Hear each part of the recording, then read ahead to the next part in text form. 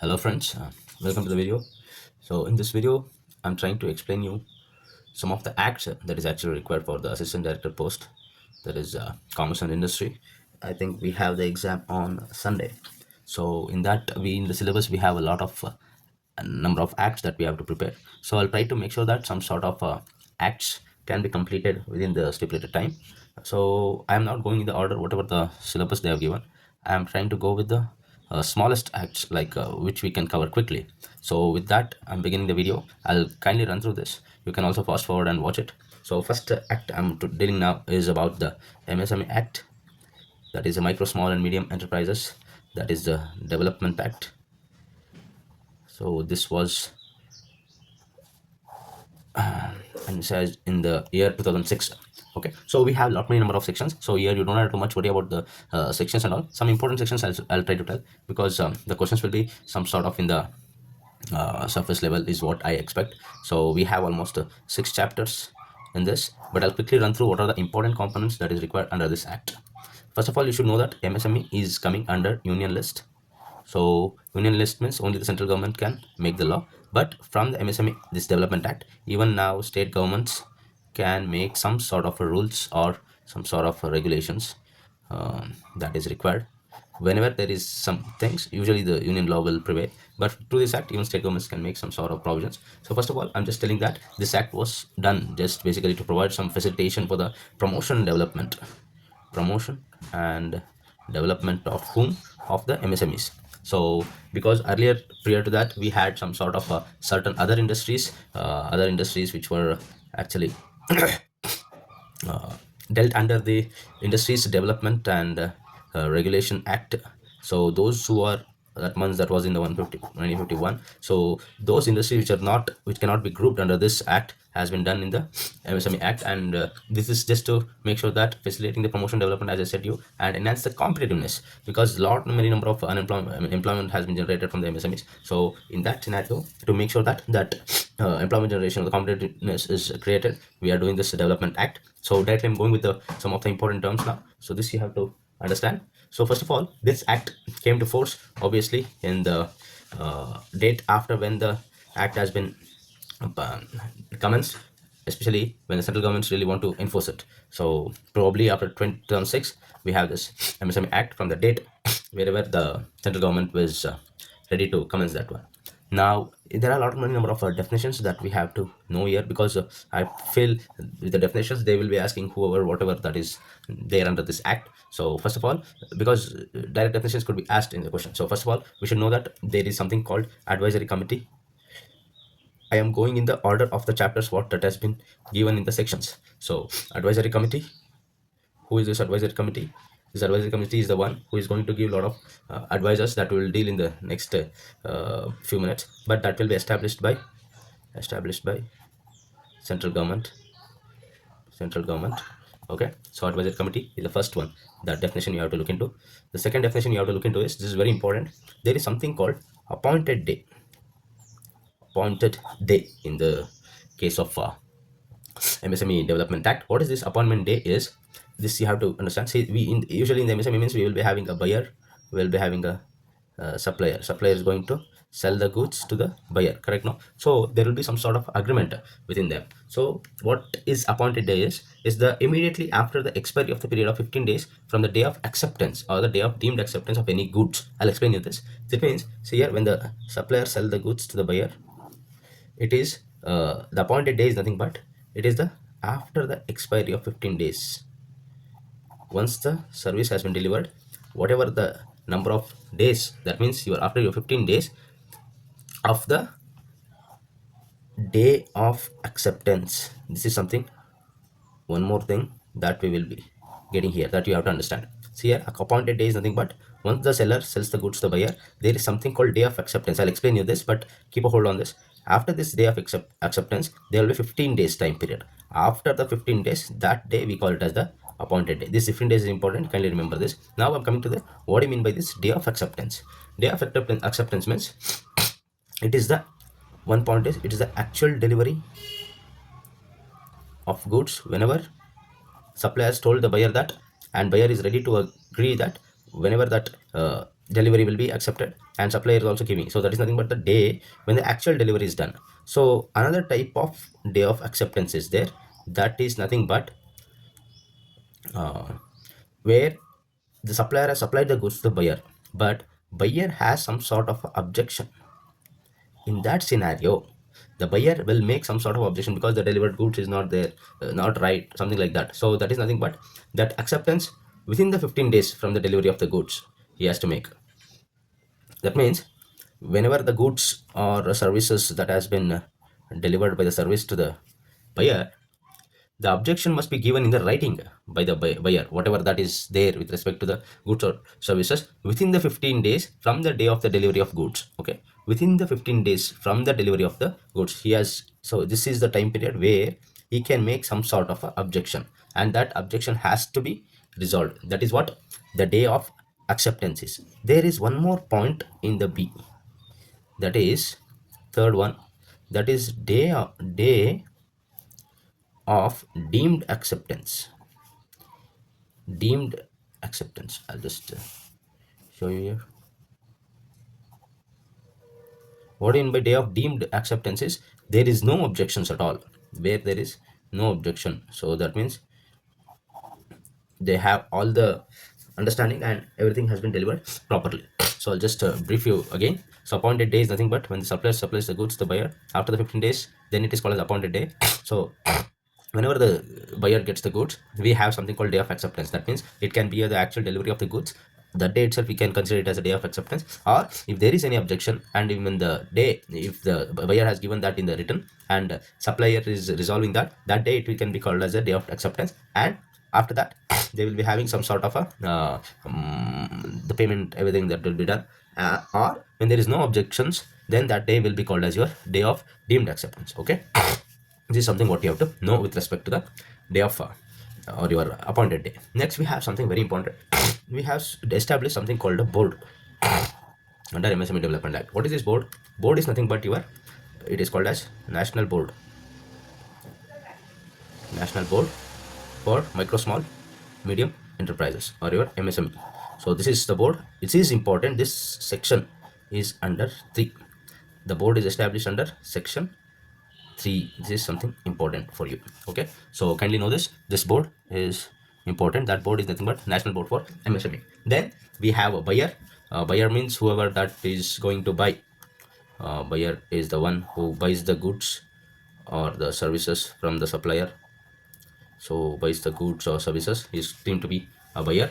Then we have enterprises. So we have a definition of, we have one more definition here. We have defined advisory committee appointed date. What is mean by board? Who is a buyer? Who is a buyer? We have discussed. Then we have one more definition that has to be dealt here with respect to enterprise. Enterprise can be any industrial undertaking, or any business concern, or any other establishment, or anyone who have been manufactured and produced goods, and those type of goods are very useful for the industries I told you, know, which have been industry established under this Industries Development Regulation Act. So for those goods, if they are supplying in, then that is also considered as an enterprise. Then we have something called uh, goods. What do you mean by goods? Goods are in many times, it may be every kind of, it must be always a movable property, and other than actionable claims. It should not have any actionable claims and money. So nobody can just claim that once you have paid and the service is delivered, nobody can claim it is mine or it is his. So that is something called goods. Then we have sorry, micro, small, and medium enterprises, that I will discuss that in the next section. Sorry. Then we have something called national bank, that is given for the purpose of MSME. Who is this national bank? Kindly understand this. This question they might ask you. It is nothing but your NABARD. We know this NABARD, no? National Bank for Agriculture and Rural Development Act. So maybe the NABARD, which has been established under NABARD Act of 1981 is now considered as a national bank for MSME sectors. Okay, so then we have notification that will be published in official gazette. Then we have something called also a reserve bank for this, and whoever is the reserve bank is our RBI. So RBI, which is established under 1934 Act, is the reserve bank for the MSME Act. We have a national bank and also we have a reserve bank. Then supplier, now you have to understand. Once we have understood who is the buyer, now we have to understand who is the supplier. This is very important. So it can be always a micro, small or medium enterprise, but they have to give a memorandum before appointing themselves, or before registering them. They have to give a whoever have filed a memorandum with the authority, whoever is the authority, that is actually dealing under section 8. So that section, whoever that is going to register them giving a memorandum, so they have to file a memorandum and they have to register under the authority, and that is on dealing under section 8. So here, who are those authorities, something that we have to know here. So those authorities who where will give a registration for the supplier. So one is your I'm writing here, first one is your National Small Industries Corporation. Okay, then we have one more authority, you might have heard about this, Small Industries Corporation. So it is nothing but your National Small Industries, sorry, it's a National Small Industries Corporation. Then we have one more authority, that is your it may be any company or any cooperative society, or it can be a trust, whoever have registered or constituted under the law, so that is in the force, so maybe to just give the services for the MSMEs. With them they are working, means maybe in the very small scale, that is also agreed. Then we have one more special case here, the fourth one is your Small Industries Bank. So this Small Industries Bank, which is by, you might have heard about this SIDBI, right here, SIDBI is the one which has been enacted under 1989. Small Industry Development Bank of India is nothing but the SIDBI Act 1989. Under this, whatever the Small Industries Bank they are there, under them also if they are registered, then we can consider that as the authorities. So here I'm just going to tell you is, say whenever we come with the term of corporations, no, these are under Companies Act. They will be registered under Companies Act. So they are all your statutory body. So Companies Act. So this Companies Act was given in 1956. Okay, so that you keep in mind. Continuing, so we have state government, I told you, no, they also have some sort of rules. In the case of union territories, they also can make some sort of. Next we shall go, next and all is the chapter, they are small chapters. Chapter 2 is dealing with respect to national board. I told you, no, national board for MSME. This may be little an interesting chapter because there might be a lot of questions that might be asked. Who is the one who is going to establish that one is your central government. So central government is going to establish this one.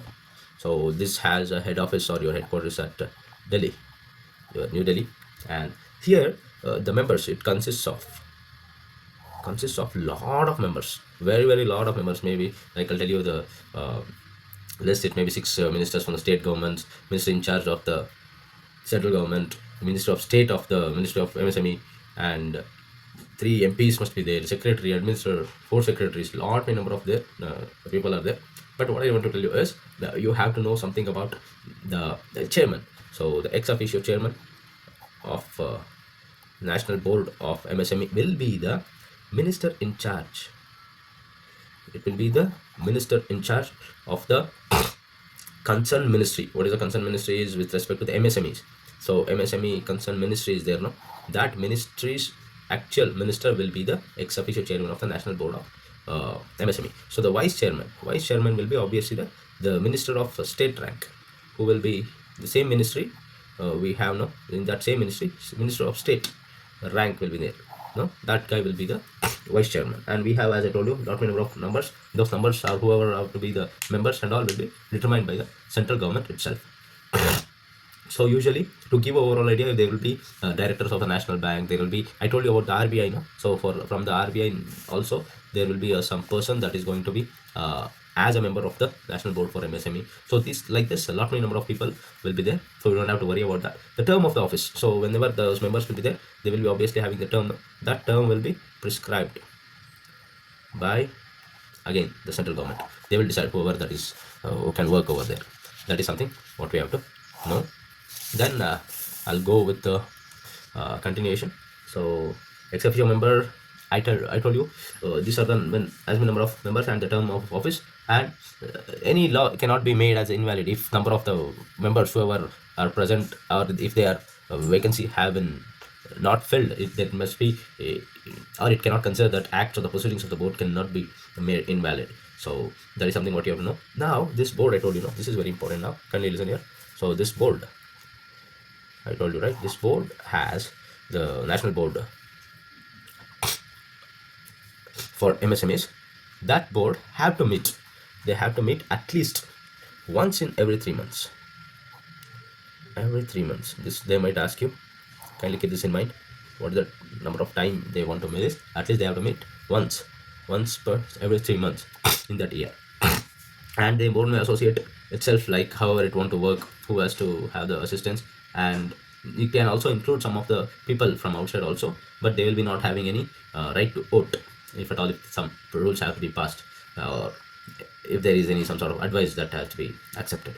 So, and another point is, you can see that office of profit is there, no? So though any MP becoming member here will not become get disqualified by either house of the parliament. Then removal of the member, as we have know, once they are appointed, they have to be removed. How it can be removed is simple. This and all you have studied in the polity. If it is an insolvent, all the same things. If it is an unsound mind, and if he is incapable of working, these are all certain things they might ask you, because in group B they have asked this one. And if he is convicted and imprisoned, and he has so abused some sort of work or some sort of things in the opinion of the central government.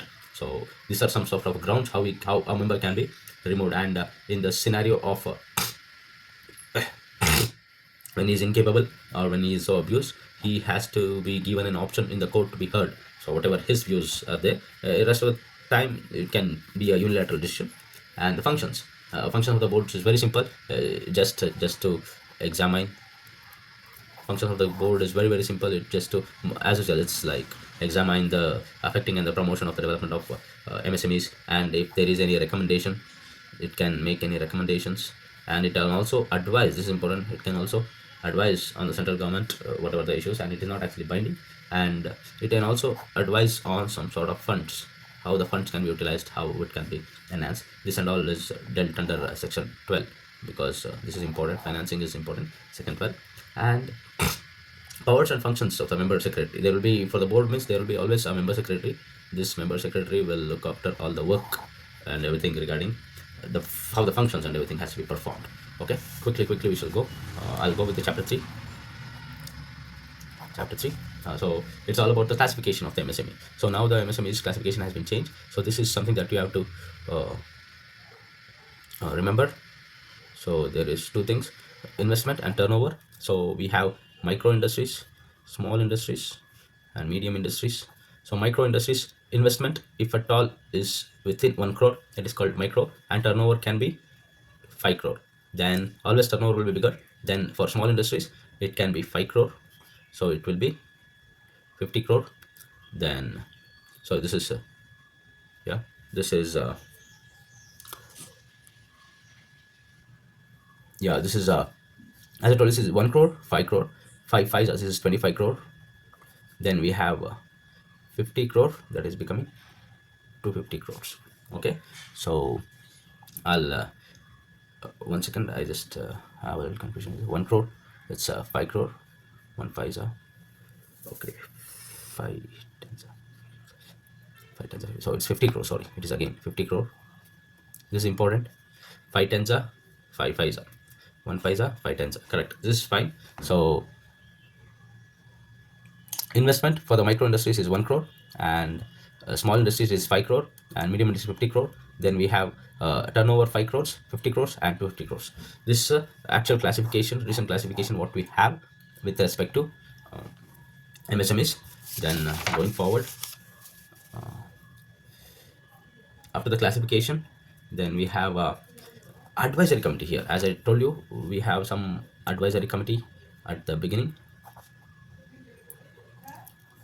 advisory committee at the beginning. So this, who is going to make this advisory committee is obviously the central government will establish this advisory committee. So what is the duty of this advisory committee, or who will be the thing is, I told you the member secretary, no? So whoever that is there with respect to the government of India's ministry, that concerned member secretary will be the ex officio chairperson. So whenever it is coming to advisory committee and all, it requires the aid of some sort of IAS or some sort of civil servants. So usually the secretaries will be the ex officio chairpersons, and here it will be usually number of members in the advisory committee can be not more than 5 officers from the central government, 3 from the state governments, and 1 representative have to be from the MSME. So here usually this advisory committee will be, once again, consist of following members. We have members also from the, okay, yeah, we have members in the advisory committee from the central government. We have also members appointed from the state governments, and also some of the members who can enter into that will be the associations will be there, no? So associations of your MSMEs, and as I told you, member secretary will be the chairperson. Here, one more point actually I want to tell you guys. Yeah. So thing is, why there is this advisory committee is, for examples, there will be some sort of investment issues. So as I told you, the categories of micro, small, and medium enterprises. Now, if they want to have investments, so sometimes advisory committee will tell that some of the investments will be actually excluding your investment in plant and machinery, or sometimes if the investment what you have done for R&D, sometimes if your investment if you have done for some sort of pollution control, I cannot consider those investments which are done as the actual investment for the micro, small, and medium enterprises. So, because these are some sort of things, pollution control and all is working for the public, or in the terms of a greater good. So, advisory committee tells this cannot be considered. So, these are a certain side of function that will be done by the advisory committee, and that will give the advice for the same central government. That is the one thing what I want to tell you. So, as of now, as I told you, industrial safety device, those things and all are excluded under the doubts of calculating the investments. Apart from this, we have whatever the safety device, no, those are, they might ask you this thing, safety device, excuse me. So sorry, I have a little cough and cold. Then we have, as I told you, the central government can take the advice, or it can seek the advice from the advisory committee, and also the advisory committee will look into the whatever that is there with respect to the employment in the scenario, how the employment creation is happening in the MSME. So if there is, how the level of investments is coming, if there is any need of higher investments, how it has to be done, promoting and diffusing the entrepreneurship in micro MSME. These are certain things that advisory committee does. Okay, that is with respect to advisory committee. After this, we have one more. We have, as I told you, section 8. So if at all, if MSME has to register, they have to give a memorandum saying that we are doing so so whatever that business they are interested in. So in the production of certain goods, maybe any small scale or whatever that is the limit they have, and also these are all will be approved by the authorities, and authorities we have discussed. Now we have next chapter, that is chapter 4. In this chapter 4, we have something called measures for the promotion, development, and enhancement of competitiveness. So especially some of the measures what the government takes to promote, this is general, you can around say uh, look into that. Oh, my pet is actually disturbing. Yeah, man. Okay, fine. So this measures, they will actually what, how to promote, how to develop, how to enhance this competitiveness. These are certain things that will be done under the chapter 4. This and all you can remember easily. So I don't think much specialized study is required for this. But I'll tell you some sort of section that might be helpful here. Section 9 deals with the measures that has to be taken Then we have section 10 that will be dealing about how the credit facilities has to be given. Then we have section 11 where that procurement policy. So credit issue, you remember, because MSMEs actually have a lot of problems with the credit. So section 10 is with respect to credit, and we have a 12 that will be the funds established, and section 13 is with respect to the grants by central government, and section 14 deals with how all the funds have to be utilized. This is section 14. I think section 10 is very important here, and even the section 14, how it has to be administered with respect to the things or your fund things. Excuse me. Next we have very important chapter. That was not a huge chapter, which I consider. Fourth chapter was not that much important, I felt, but sorry, 4 chapter 5 is very important. This is talking about the delayed payments, because payment issues are there with respect to MSMEs. So delayed payments. So one thing is, who is actually the liable one? So supplier supply the goods, the buyer. So actually the buyer is liable to make the payment to the supplier. This is something the point is there actually. So whenever, that means whenever the date they are agreed, within that the buyer has to pay the payment for the seller. If at all, if that agreed, there is no agreement, uh, whenever that payment is there, no, that is what we have said as a uh, agreement. But in case if they have no agreement to when to pay, then they have to pay, the buyer has to pay, he is liable to pay within the appointed date. Appointed day, we have dealt this at the earlier starting part of the video. Appointed day, that means when the buyer has seller has sold the goods to the buyer, and buyer has taken the goods, and within the 15 days of that is what we call it as your appointed day. Sometimes in case there is no period agreed upon between the supplier and buyer, and in that scenario, for example, I told you within that when they have this agreed conditions, and no agreement to when actually it has to be paid, usually that has to be paid within the appointed day. Sometimes there is no case the period agreed between supplier and the buyer in the writing. They have no certain things that is not at all given in the writing. That means they have no agreement. It is understood that in that writing and all, if the no date is agreed, they have to make the payment within the appointed day. But the condition is, if there is no certain thing that has been given in the writing also, so that should not exceed 45 days. So the maximum days how the payment can be delayed is your 45 days. That's it. So if at all, if he has delayed, even if it is not paid after 45 days, what is the step that is government is giving is, the government is telling that it has to be paid at a rate of interest. What is the rate of interest that is going to be, he has to pay the buyer is, this is where buyer fails to make the payment in that scenario.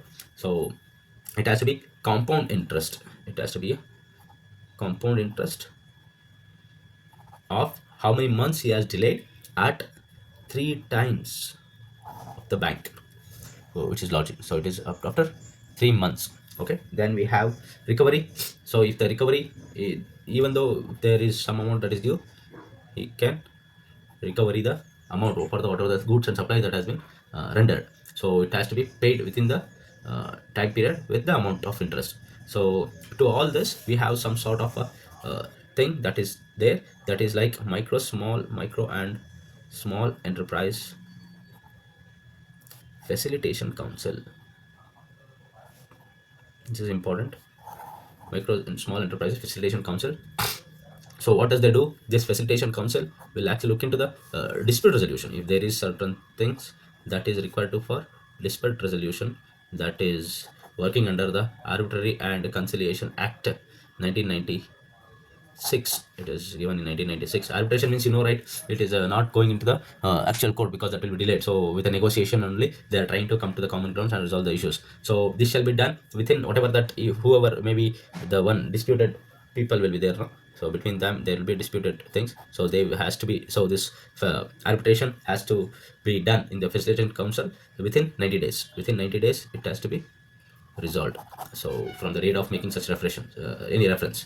So if the applicant is not actually like, when they can actually go to the MSME facilitation council is, whoever maybe the person, maybe a buyer or a seller, if they are buying, or if they are paying 75% of the award or the decree what they are actually uh, claiming, then only that case will be taken. How much, this might be important. So 75% if they are depositing, then only that case will be taken. So depositing means that has to be deposited as the manner directed by the court. So then there will be the things that will be resolved, and the pending disposals of the whatever the award or the decree that has to be given by the facilitation council, that will be uh, looked after by the courts, and it considers for the reasonable under circumstances of any case and subject to the such conditions as it necessary to deem to necessary to impose.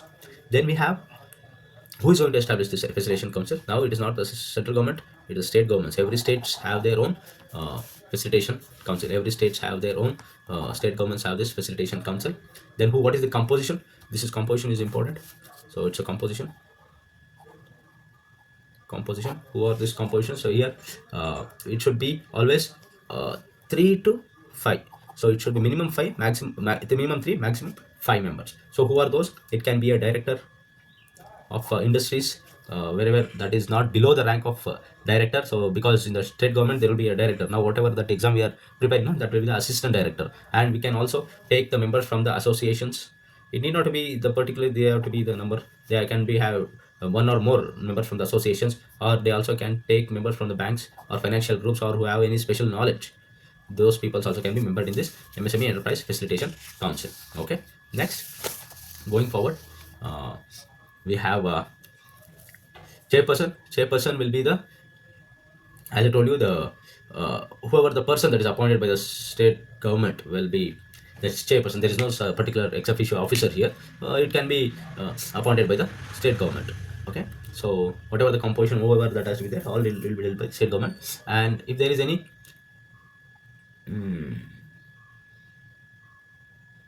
this facilitation council also tells that if there is any requirement that is required to make any unpaid amount, what is the amount of interest and all, that will be shown by the given by the facilitation council. And sometimes it is also said that there must be no much interest that has to be, whatever the interest they are paying on the amount that is delayed. No, I told you, if it is amount is delayed, they'll make some sort of interest payments. No, that interest cannot be considered as a deduction for the income tax. Okay, fine. Then we have other things like we require the some of the last chapter. Chapter 6 is all about miscellaneous. What is this miscellaneous? We have some sort of officers that have to be appointed. So the officers and other employees, no, even central government can appoint, state governments can appoint. That's why you have the state government is now appointing us. And penalty for the contravention, if there is any buyer or seller, they have some sort of misunderstanding, or they are contravening the law, or they are disturbing the law, whoever it is, because of false case or something, the first conviction will be awarded with the fine. So usually it will be the 1000 rupees. If there is a second conviction, whoever it is, I'm telling you, for second conviction, but except buyer, for buyer we have a different clause. If for the second conviction, it has to be more than 1000 rupees, more than 1000, but not less than 10,000. It can extend. Okay, and when the buyer contravenes the law, any rules, he shall be first punishable, which shall not be less than, there is no first or second, it shall not be less than 10k. Who? For the buyer. Next we have jurisdiction of the court. Who is actually coming into the jurisdiction? Who is having the jurisdiction for all the things to resolve is usually, there is no court inferior than the metropolitan magistrate. So no court within this or below this can interfere in the any factor of the MSMEs, and whatever the rules and all usually will be, as I told you, done by the state governments and the central governments. But usually all the major rules and provisions are done by the central government itself, and state governments usually follow that. Okay, whatever the term of office, everything what has to be discussed. And we also, state government, central government itself has done the rule that even the state governments can make some sort of a rules. They have decentralized a little. Okay, as per this act. And there is a repeal, one of the thing has been repealed, that is act 32 of 1993, that is the interest on delayed payments to small scale and ancillary industrial undertaking, act 1993. This has been repealed after we are having this MSME Development Act 2006. Okay, So these are certain things that we have seen. With this, I think the MSME Act is done. I if at all finding that if it is helping other students or the co-aspirants, I'll definitely make the try to cover the other acts also. Despite that also, I'll try to make finish how the time accommodates. So with that, thank you one and all. See you once again. Good day, good luck.